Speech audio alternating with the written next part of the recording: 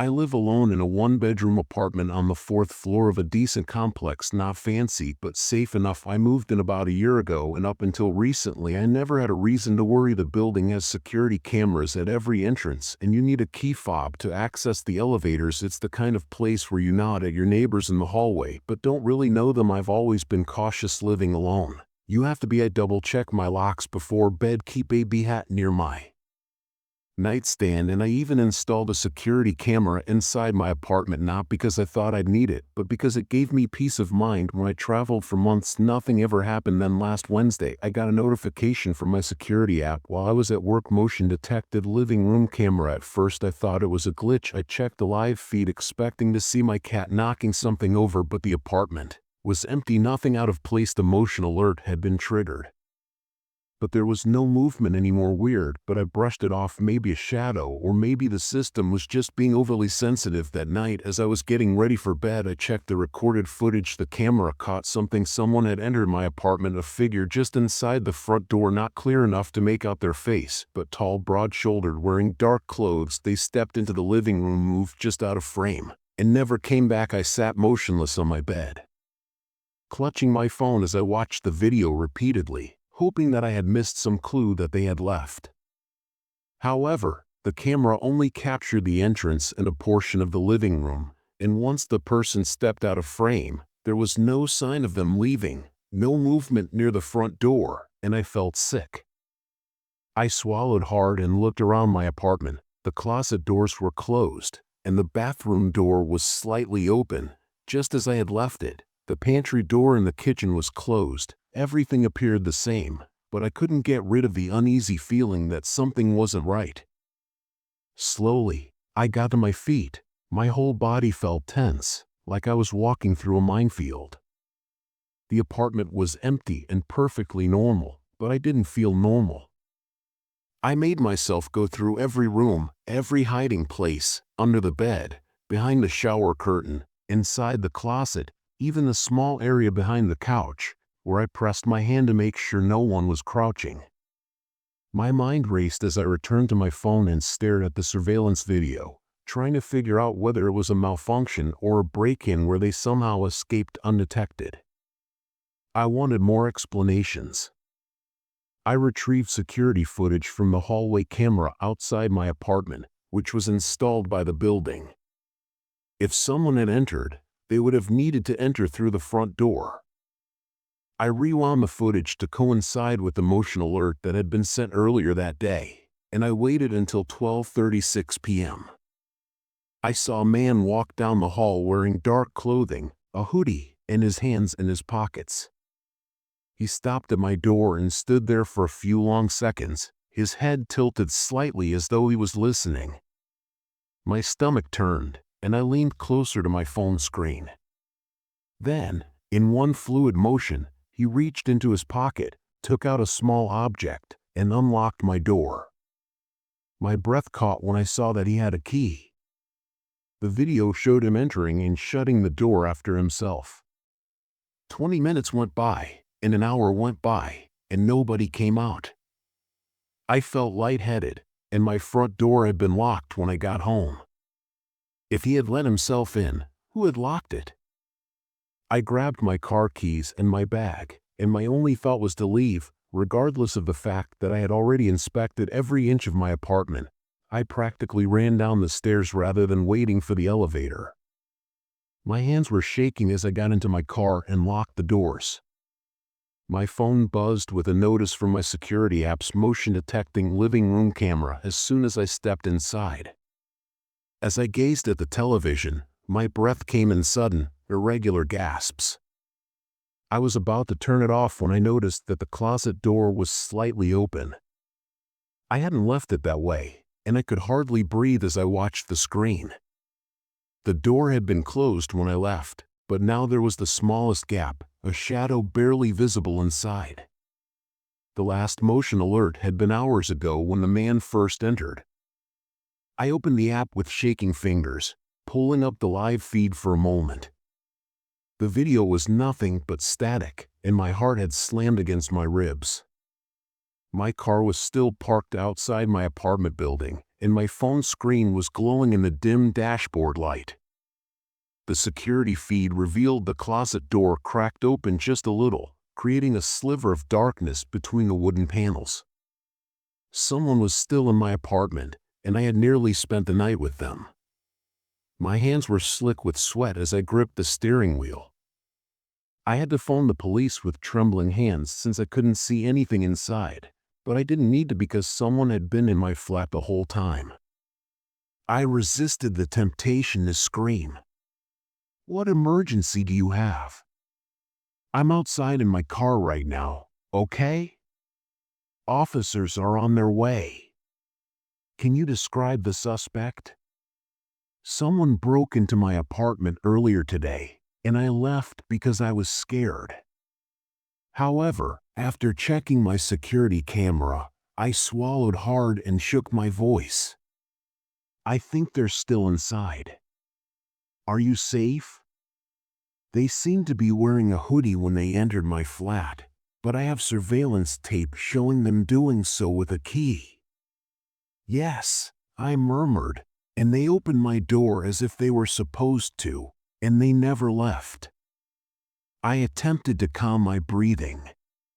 The dispatcher's voice remained calm, but I could hear the urgency behind her words. "Officers will be there in less than 5 minutes. Stay on the line with me." I kept staring at the live feed, unable to look away. The closet door remained still, no movement, no shadow shifting, but I knew they were in there. They had been hiding, waiting. I thought about the moments I had spent inside my apartment after work, checking the rooms, locking my door, sitting on my couch, while someone was already inside. My stomach turned. If I hadn't checked the footage, would they have waited until I was asleep? A blur of red and blue lights flashed in my mirror. My body sagged with relief as I saw 2 police cars pull up. The dispatcher's voice came through. "Officers are on scene. They're heading inside now." I could see them through the camera feed. 2 officers stepping cautiously through my front door, guns drawn. One moved toward the bedroom, the other approached the closet. For a moment nothing happened. Then the closet door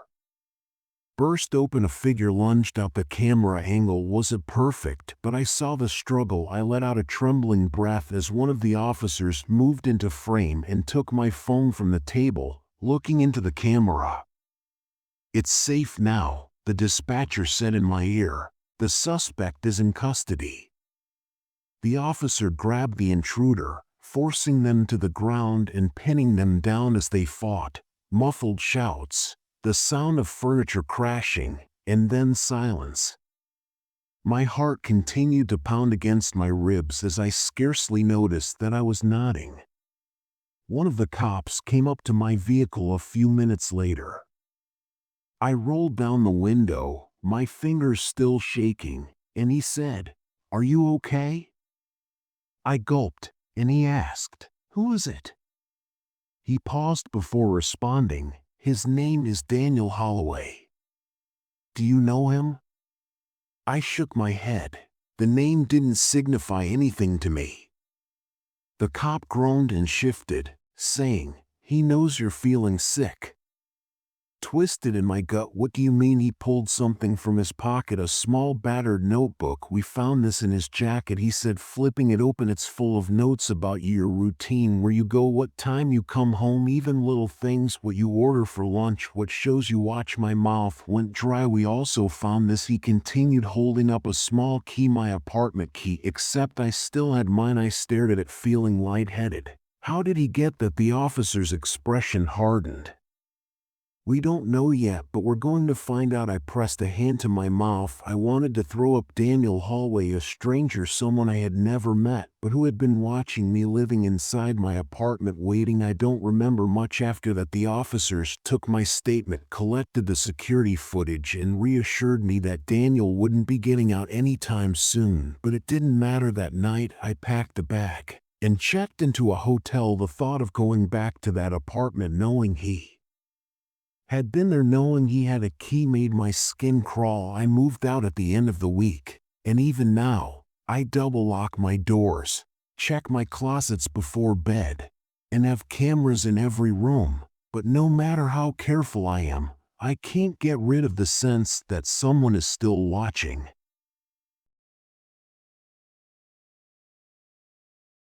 I've worked at a mid-sized marketing company for a few years now, long enough to know everyone by name and settle into the comfortable rhythm of daily routines. It's a simple office with cubicles, coffee makers, and the occasional awkward birthday celebration in the break room. To be honest, I like that it's not the kind of location where amazing things happen. The majority of the days were predictable. Before going to my workstation, I would come in, have my customary coffee, and have a little conversation with Julia at the front desk. Although I didn't have a close relationship with anyone at work, I got along well enough with my coworkers. My job was simple, and the office atmosphere was professional but friendly. I didn't mind that there weren't many surprises, though occasionally someone would bring flowers. There was usually a short moment of excitement when someone's birthday, anniversary, or new relationship came around, and a few coworkers would come around to read the message and speculate about who gave it. Julia, the workplace gossip, had a theory all the time. Accounting's Mia is in a relationship. I never gave it much attention since I assumed she would say something dramatic or something like, "Oh, that is breakup apology written all over it." It was a harmless little diversion from the routine of office life. It was a lovely arrangement of roses nestled in a glass vase with fresh, delicate petals that gave off a faint floral scent that clashed with the usual mix of stale coffee and printer ink. Julia teased from her desk near the entrance, suggesting that someone had a secret admirer. I had never received flowers on my birthday, Valentine's Day, or after a bad day, so when I walked into the office that Monday morning and saw a bouquet sitting on my desk, I actually stopped in my tracks. Several coworkers gave me odd looks, but I just chuckled and shook my head, thinking it must have been an error. I responded, taking a step closer, but as I took out the little white card that was hidden between the flowers, my stomach knotted. "You look stunning today, as you usually do." The words were straightforward, yet something about them made my skin tingle. For a moment, I just stood there looking at the letters. It couldn't be that it was a coincidence or that someone else had similar handwriting, but the more I looked, the more certain I became that the loops of the Y's were correct. I turned the card over and read it again. It wasn't printed like most delivery notes, but it was handwritten, and the handwriting looked exactly like mine. I took a deep breath, put the card back in the bouquet, and forced myself to focus on my emails. Perhaps it was a prank that seemed like the most logical explanation, but it wasn't funny. By lunchtime, I had almost persuaded myself to brush it off because the flowers were pretty and the person who sent them hadn't written anything threatening. Perhaps it was a harmless admirer who simply didn't know how to confess properly. Weird, but not necessarily dangerous. I sat down at my desk and tried to ignore the way my heart was pounding. I hadn't written this, I knew for sure, so who had? I promised myself that I would stop thinking about it, but the following morning, another bouquet was waiting for me. This time, the card said, "I love seeing you smile," and the handwriting was still mine. I stood frozen at my desk, staring at the second bouquet while my stomach turned to knots. The first one had been unsettling, but I had tried to dismiss it as a strange prank or a secret admirer who was unaware of how creepy they were being. But 2 days in a row wasn't a coincidence, rather, it was intentional. The worst part was the card. I felt like I was suffocating for a moment, and I thought about throwing the flowers away right away. But I hesitated because if this was a prank, throwing them out wouldn't stop whoever was doing it. In fact, it might encourage them to take things further. Instead, I forced myself to sit down and placed the card face down on my desk as I tried to focus on my work, but my hands were shaking another one. The handwriting was still mine, and I picked up the note and ran my fingers over the ink, half expecting it to smudge under my touch, but it didn't. My thoughts were interrupted by Julia's words as she leaned on the edge of my cubicle and crossed her arms in a sly grin. "Damn, your secret admirer is persistent," I remarked, producing a feeble smile. I guess she reached out and flicked the card over with one finger, and as she read the message, her smirk faded. "Okay, that's kind of intense." I laughed nervously, and she studied my face, her brow furrowing. I shook my head, and Julia picked up the flowers, examining them as if she could extract answers from the petals. There was no delivery slip, no sender information. I verified once again. Just to be certain, the person who sent them had taken extra care to ensure that they couldn't be tracked down. I wanted to answer yes, but the fact was that I hadn't dated anybody in months, and even if I had, what sort of person would go to this extent? The notion made my skin crawl. Perhaps I should contact the flower shop. Julia pursed her lips. "You sure it's not like an ex or someone you went on a date with?" she said. I grabbed my phone and asked if they could tell me who had placed the order. Julia agreed, "Good idea," and I waited until she had left before calling the number on the vase's back. A happy voice answered, "Sunbeam Floral." "How may I assist you?" I asked, maintaining a calm tone. "Do you have the order number?" I hesitated because there wasn't one included. There was a pause on the other end. "Oh well, if you could explain the arrangement, I can check our system and rattle off the details." I received 2 flower deliveries at my office, but there was no information. My stomach fell as the florist eventually said, "I'm so sorry, but I don't have any record of those orders in our system." We didn't deliver them, and I felt a chill go down my spine. "Are you sure you're sure? I can see every order we fulfilled this week and nothing matches what you described." I swallowed hard. "Okay, thanks for your help." I hung up and stared at the flowers, my mind racing. If the florist hadn't delivered them, then who did? Had someone come here and left them at my desk themselves? The office had security. You needed a key card to get in, which meant whoever was sending these flowers wasn't just some distant admirer. They had access to my office. They were already inside. I couldn't focus for the rest of the day. My eyes kept drifting back to the flowers, to the card with my own handwriting staring back at me. My thoughts raced in circles, trying to figure out who could have done this. If the flowers weren't from the florist, that meant someone had brought them inside themselves, someone who worked here or someone who had access. That thought made me feel sick. I spent the next few hours replaying the past few weeks in my mind, trying to remember if I had noticed anything strange. Had I ever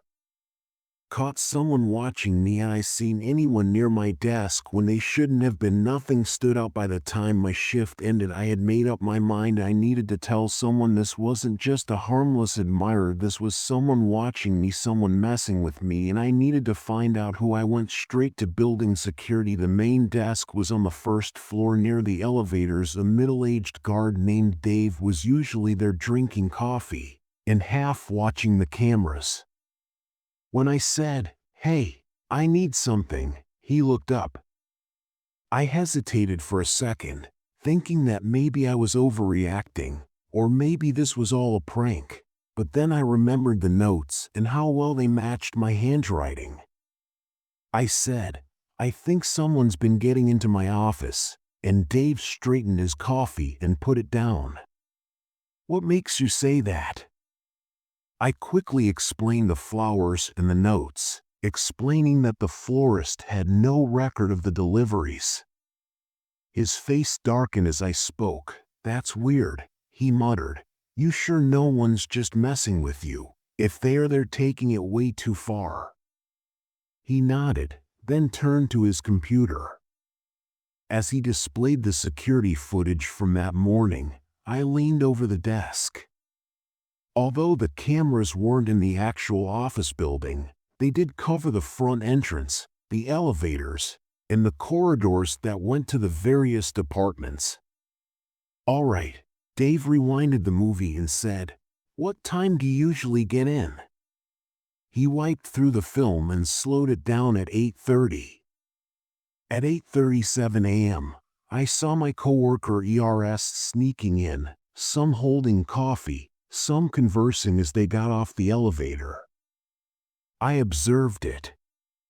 A guy strode purposefully through the side entrance right past security, wearing a baseball hat pulled low over his face, a simple sweatshirt, black trousers, and no employment badge. He didn't even seem like he worked here. He was going directly for my level. Dave scowled and didn't scan in. I questioned him in a tense voice, but I had no clue. "But he shouldn't be here," Dave whispered. We watched as the guy vanished down the corridor to my section and returned a little while later, but without the flowers. My heart was racing, so I whispered to Dave, rewinding the video and stopping at the best possible view of the man's face. It was only a fleeting glimpse before he turned away, but something about him seemed familiar, and then I noticed the slight hunch of his shoulders, the curve of his jaw, and the way he walked. "Can you print that?" Dave continued. "You need to take this to Harp, maybe even the cops," but I couldn't remember where I had seen him previously. I took a hesitant breath. I nodded and held onto the paper as it came out of the printer. My fingers shook a little, but I held on tight because this wasn't a joke. Someone had been observing me and studying me. I had no idea why they had copied my handwriting or why they believed that sending me flowers would attract my attention, but I knew that this wasn't going to end and I wasn't going to wait to find out what happened next.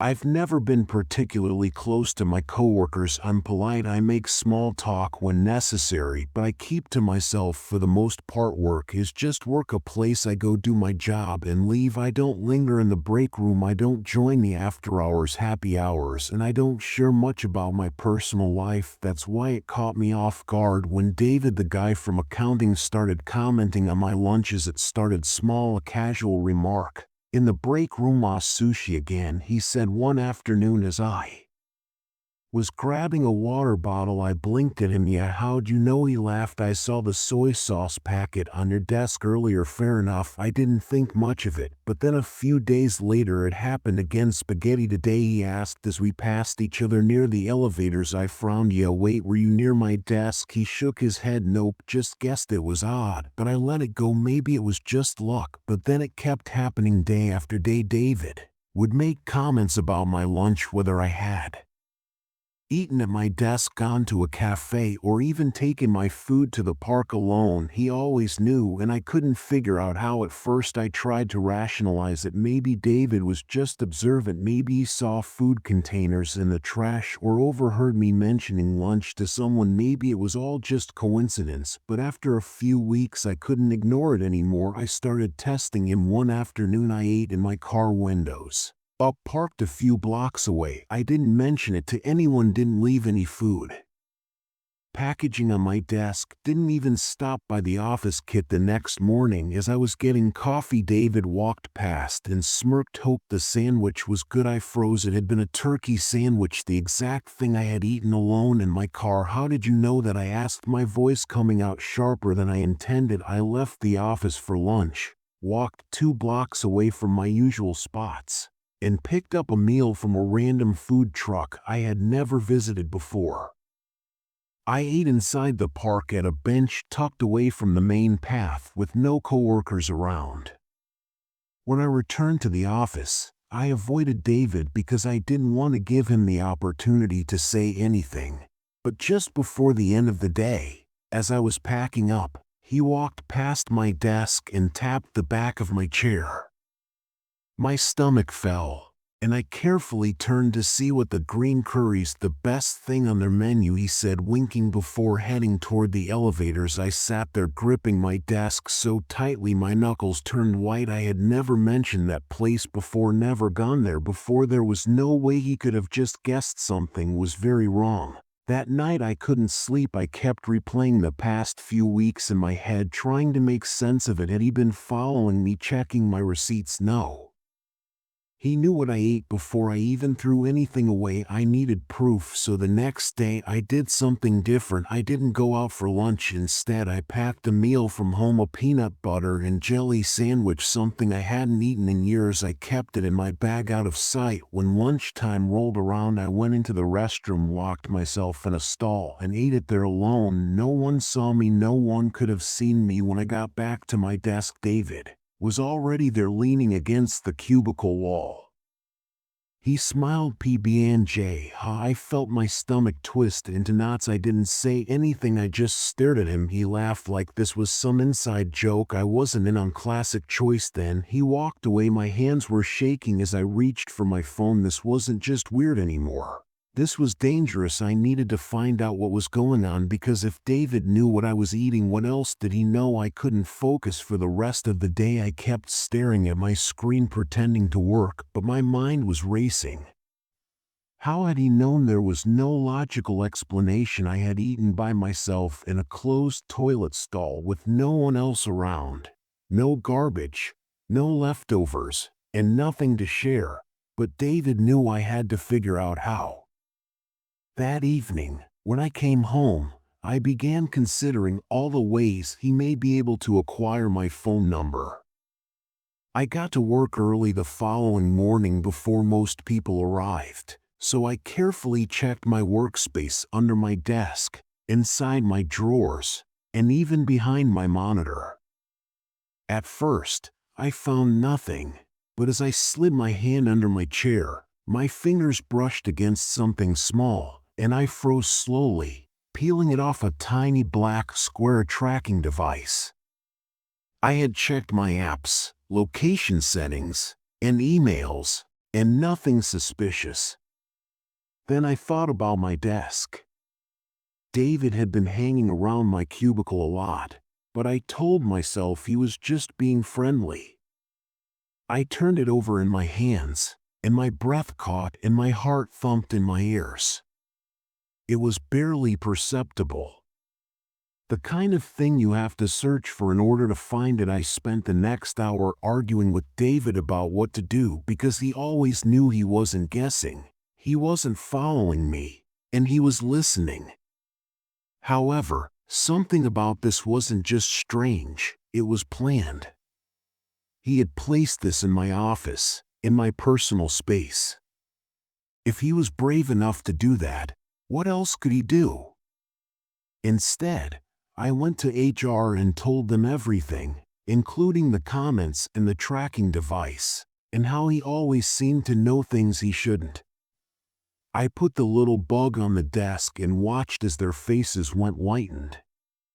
Beth, the HR manager, asked, "Where did you find this?" I replied, "I think he's been tracking me." I didn't know what HR told David, but by the end of the week, his desk was cleared out, and no one mentioned him or gave him an explanation. I should have felt relieved, but I didn't, because when I got home that evening, there was a note waiting for me, neatly tucked under my apartment door. Beth looked at the device again, then back at me. "This is serious." I nodded, knowing that we'll handle it.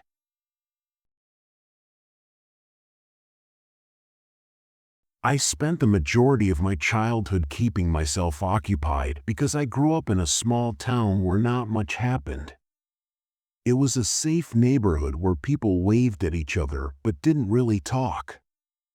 My parents were there, but they were always busy. My dad worked long shifts, and my mom took on odd jobs whenever she could. When I was feeling adventurous, I played outside a lot and explored the woods behind our house. Looking back, I realized how much freedom I had. I could go anywhere, do anything, and no one was really watching at the time. I loved it. I could lose myself for hours climbing trees, gathering strange-looking rocks, and building forts out of fallen branches. I never considered how simple it would have been for someone to be watching me. Only lately did I begin to consider the possibility that someone was the first letter arrived in my mailbox a few weeks ago, wedged between store catalogs and bills. It was a small, cream-colored envelope with my name written in neat cursive across the front, no return address, and no postage stamp. At first, I thought it was some sort of promotional mail, one of those phony handwritten notes that turn out to be a local business advertisement or a real estate offer.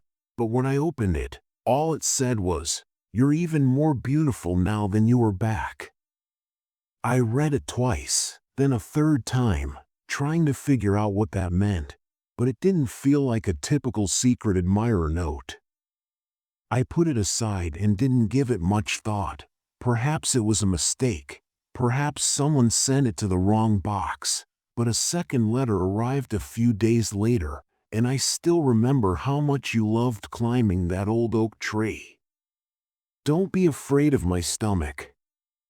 Twisted, there had been an oak tree in my backyard growing up, a massive one with thick branches perfect for climbing. It had been my favorite spot. I used to spend hours up there reading, daydreaming, hiding away from the world. But I hadn't lived in that house since I was 11, and no one, not even my closest friends, had ever mentioned that tree since I held the letter in my hands staring at the words. The handwriting was careful, deliberate, like someone had taken their time writing it. My first thought was that it had to be from someone I used to know, an old friend maybe, but why now? I tried to push it out of my mind. Maybe it was just some weird coincidence. Maybe I was overthinking it. Then the third letter came. This time it wasn't in my mailbox. It was slipped under my apartment door. I still remember your favorite hiding spot, the one behind the shed. No one ever found you there, but I did. I dropped the letter the moment I read it. My hands were shaking because that hiding spot had been mine, and mine alone. It was a little space between the back of the shed and the wooden fence, just big enough for me to crawl into. I had used it all the time when I played hide and seek, convinced it was the best secret in the world, and as far as I knew, no one had ever found me there. No one. I scrambled to my feet and checked the lock on my door. It was still latched, just like I had left it, but someone had been here. Someone had gotten close enough to leave the letter. Without me hearing a thing, I rushed to the window, scanning the parking lot, the sidewalks, the street below. Everything looked normal. People were going about their day. Nothing seemed out of place, but I couldn't shake the feeling that someone was watching me. I reached for my phone. Who was I meant to contact? The police, even as my fingers were hanging over the call button. How could I ever explain to them that I was receiving notes on my early years that weren't illegal? I inhaled deeply and made an effort to think rationally. Perhaps I was exaggerating, or perhaps someone from my past had recognized my name, discovered my residence, and chosen to toy with me. However, that idea didn't cheer me up, because, whoever it was, they weren't merely sending letters, they were approaching, and I might not find a note the next time. Even with my door shut and the chain fastened, I couldn't get rid of the impression that someone was waiting outside. Every small sound, like pipes groaning, a vehicle driving by on the street, or the wind rattling the window, made me gasp for air. I reminded myself that while I was being worried, paranoia doesn't leave a note on your door. The next morning, I made myself go about my daily activities as usual. I washed, dressed, and prepared coffee, but my hands were still trembling when I grabbed for my keys. I had to find answers at work, but I could hardly focus. My thoughts kept returning to the letters, which brought up memories I hadn't considered in years. I recognized the oak tree, the shed, and the sender. I took out my phone during my lunch break and called my mom. She answered all of my questions, but I hesitated for a moment. She hummed distractedly, and I could hear dishes clinking in the background. "What's up?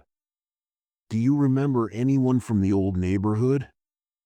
For example, did we ever have a neighbor who was around a lot and paid attention to me?" She laughed lightly. "I was simply wondering why there has been so much nostalgia recently," I said quickly while she sighed, thinking you used to play with a few kids. The Johnsons lived next door, but they moved when you were 10, and there was that one boy, what was his name? You two were always outside together. I felt a cold chill run through me. "What boy? Oh, you wouldn't remember, you were so young," she said. "But there was a kid a little older than you. He lived with his grandmother a few houses down. You followed him everywhere." I gripped my phone tighter. "Mom, what was his name?" She hesitated. "Oh, it's been so long, honey. I don't know. We didn't know them well, and I think they moved away before we did." A pit formed in my stomach. Someone from that neighborhood had been watching me for years. I took a shaky breath. "Did anything weird ever happen back then?" "Weird?" she repeated. "No, I don't think so. It was a safe neighborhood." Why, I almost told her, almost mentioned the letters, the handwriting, the fact that someone had found me after all this time. But I didn't want to panic her, just wondering. I muttered. She hummed again, distracted. "Well, if you remember his name, let me know. Maybe we can look him up." I forced a laugh. "Yeah, maybe." We hung up, but my skin still crawled. I didn't remember any boy from my childhood, no close friend, no neighbor I followed around. But someone remembered me, and they had never forgotten. The fourth letter came that evening. I almost didn't check my mail, but something in me told me I should. It was waiting inside my box, just like before. Same cream-colored envelope, same careful handwriting. But this time there was no message, just a Polaroid of me. The photo was taken from a high angle, as if it had been taken from a distance. But I knew what I was wearing because it had been taken right outside my building before I left for work. This time, I didn't hesitate and ran inside, locked my door, and grabbed my phone. My head whipped around, scanning the parking lot, the sidewalk, and the windows of the apartments across the street, and my heart slammed against my ribs, and they were watching me.